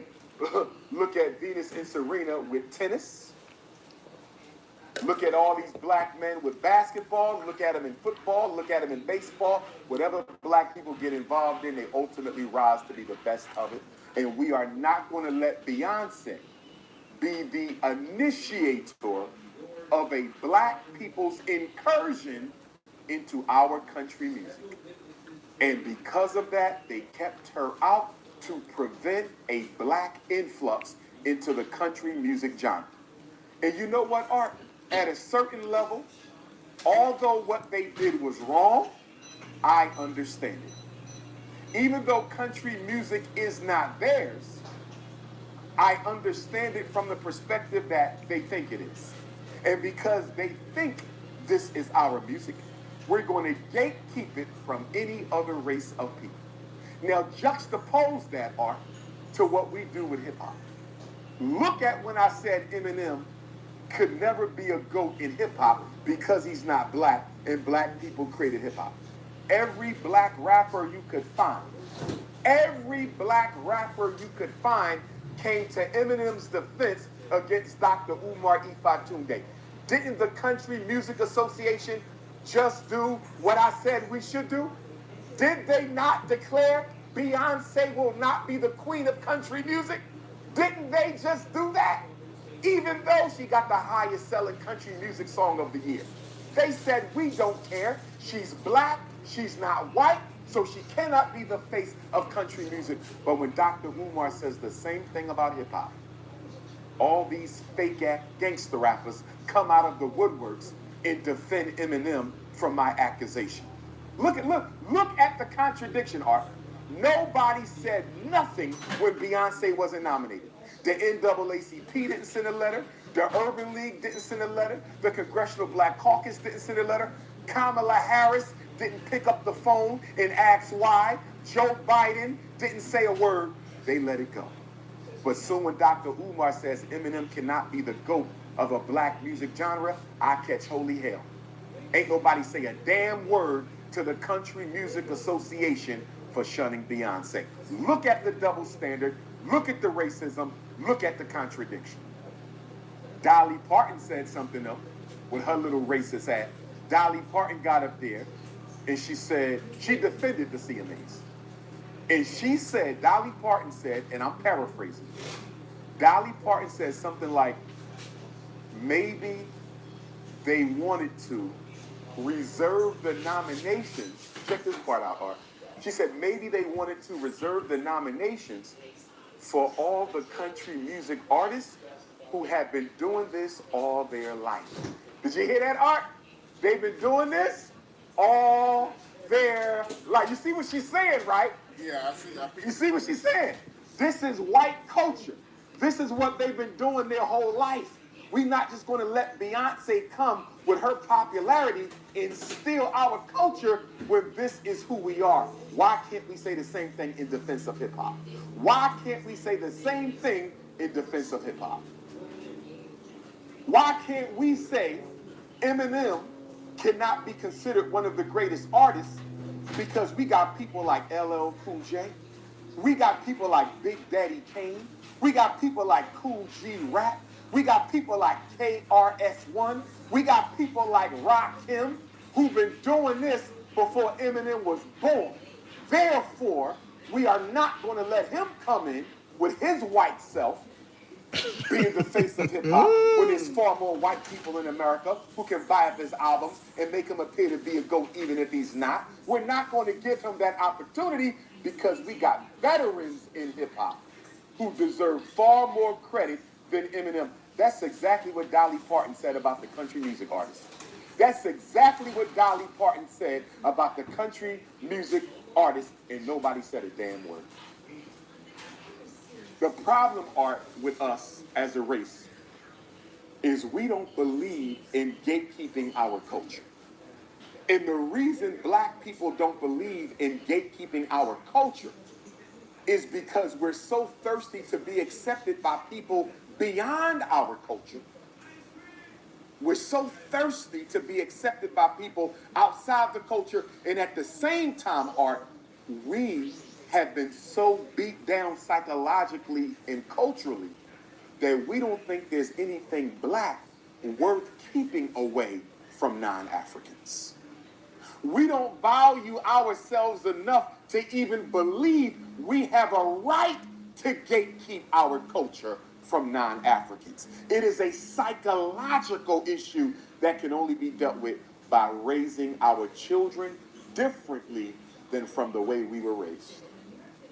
I definitely agree with you on that. But how do you feel about Trump's second assassination attempt?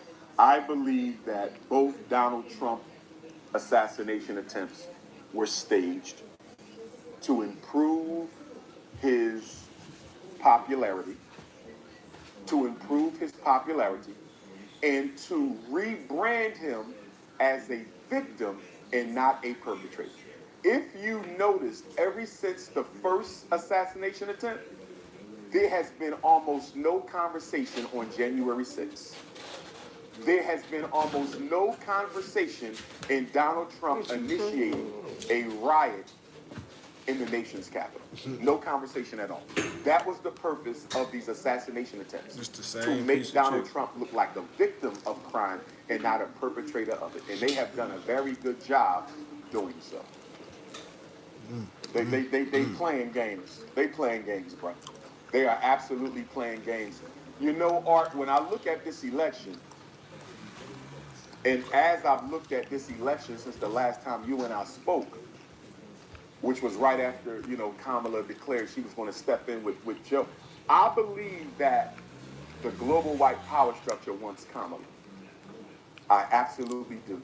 The Democratic agenda is so in alignment with the one world order. Everything from the LGBT to the kids to the COVID, you know, all of that is in alignment with what they want to do. The problem is Donald Trump is so popular.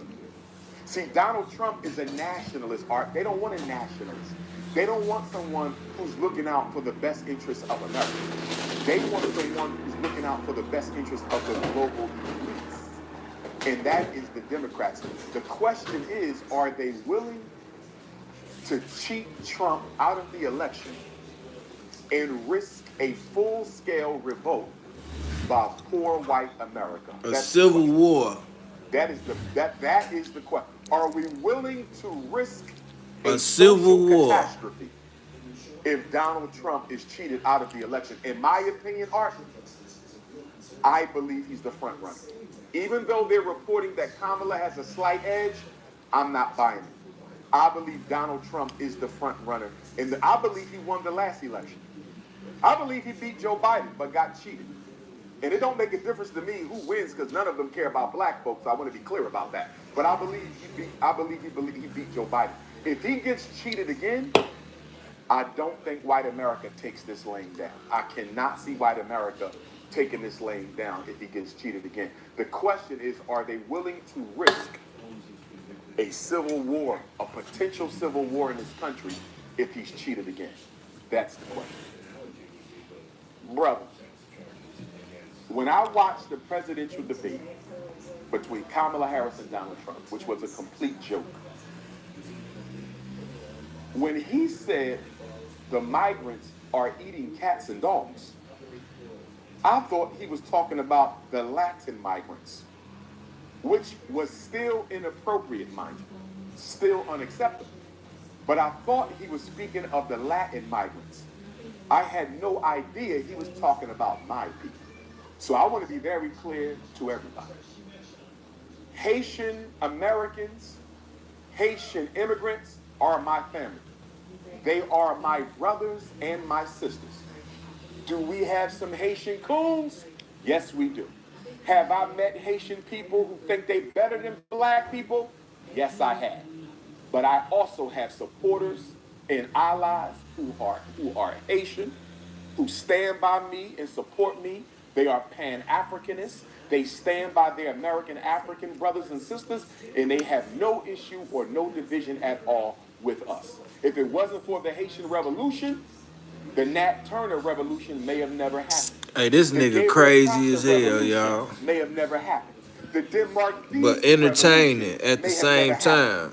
The German coast uprising in Louisiana, headed by our ancestor Charles DeLong, may have never happened. My point is, Art, there's evidence, although not conclusive in every case, there's evidence that every major slavery vote we had on the North American continent was inspired by the Haitian Revolution.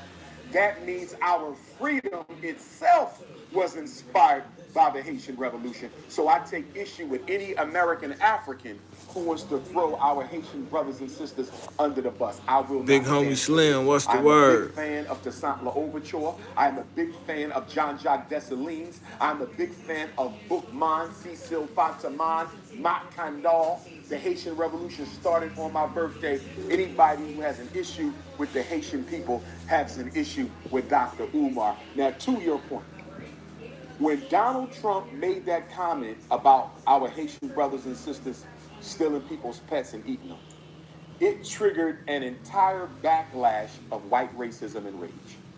There have been no less than 30 bomb threats in Springfield, Illinois, as a result of Donald Trump and Senator Vance's words. In fact, the Ku Klux Klan took Donald Trump's words, one of the branches of the Ku Klux Klan up there in Ohio.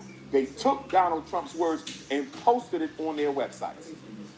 You got Haitian brothers and sisters who are now fearing for their life from racist white people all throughout Ohio and across this country, because not only did Donald Trump say it, not only did Senator Vance repeat it, they did not backtrack. Even when the mayor of Springfield and the governor of Ohio came forward and said there is no evidence to support Donald Trump's baseless claims about the Haitian people, guess what? Senator Vance went right back on his Twitter.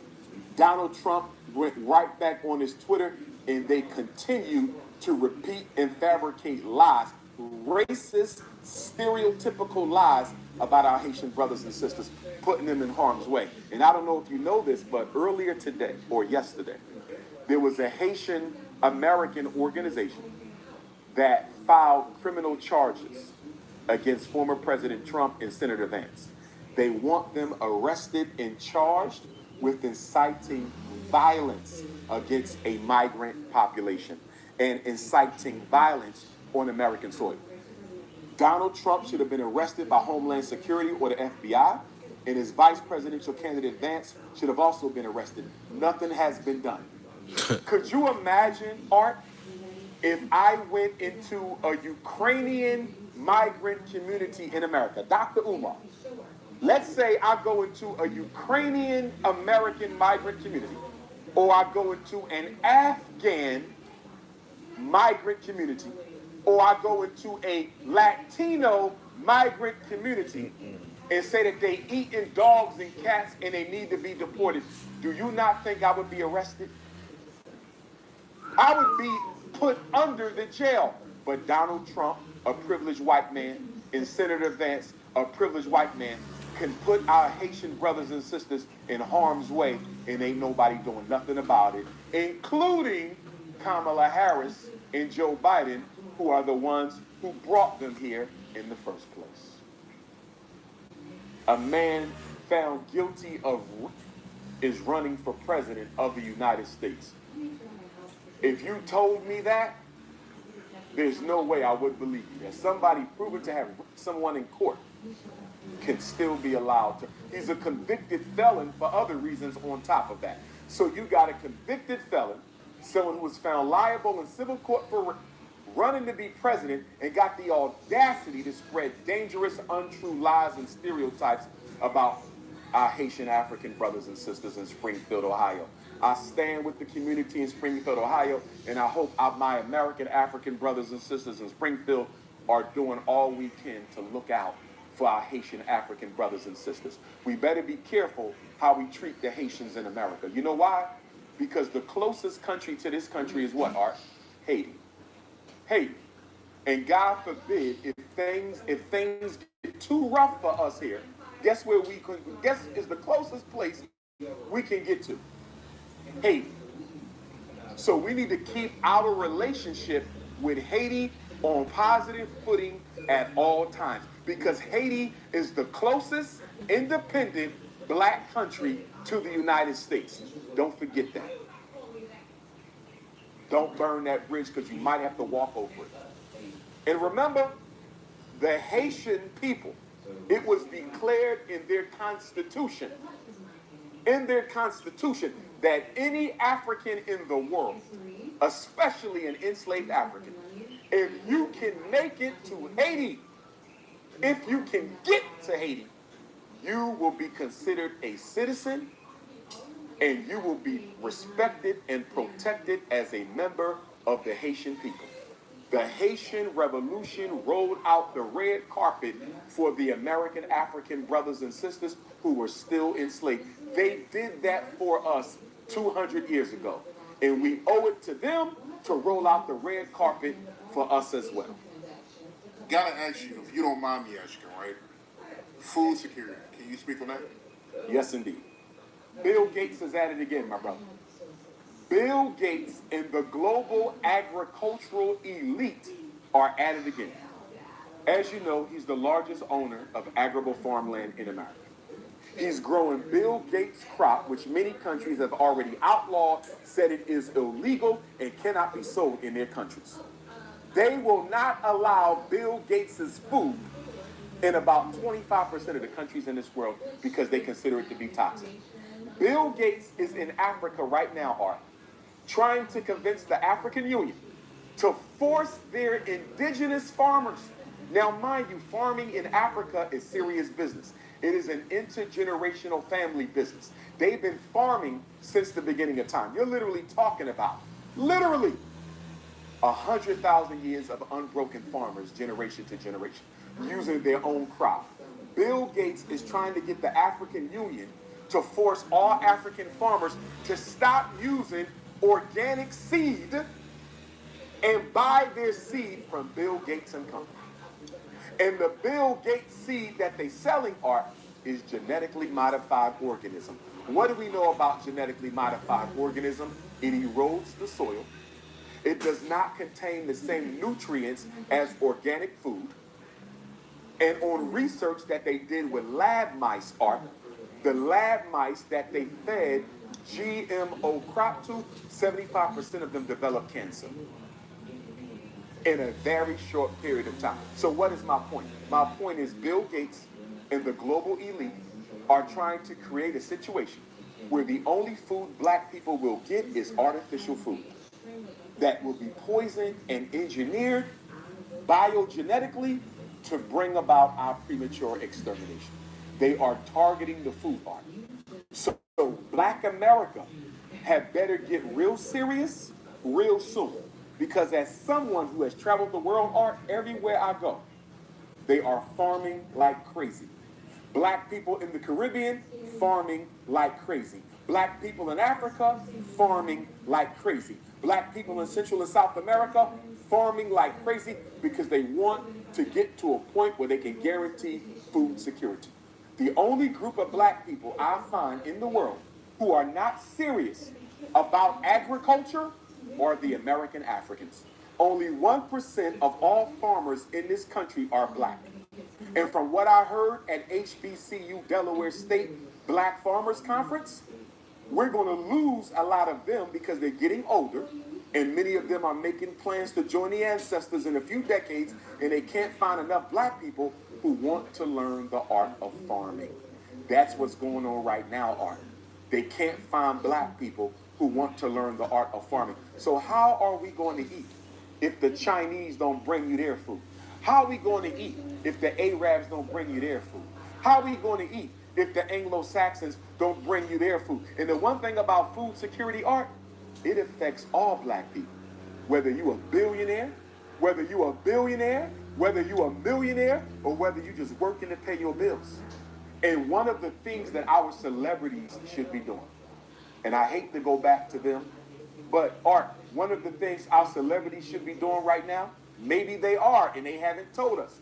Oprah Winfrey and Tyler Perry and Jay-Z and Beyonce and Tiger Woods and Rihanna and Kanye and LeBron James, they should be creating food security networks for black folks. They should be investing and expanding farming. When is the last time you heard a black celebrity building a farm? He will make Project 2025 a reality. He's way more organized. Motherfucker building no farm, brother. There are no guard. No farms, brother. They ain't doing that shit, man.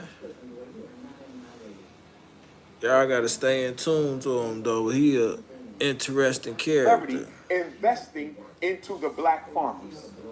You never hear about it. We are so comfortable depending on non-black people for our food art that Bill Gates and his cronies are at a point now where they believe that in no distant point in time, they will have total control over black people's food, and that food will be infected with GMO crop and all kind of other parasites to bring about disease and premature death.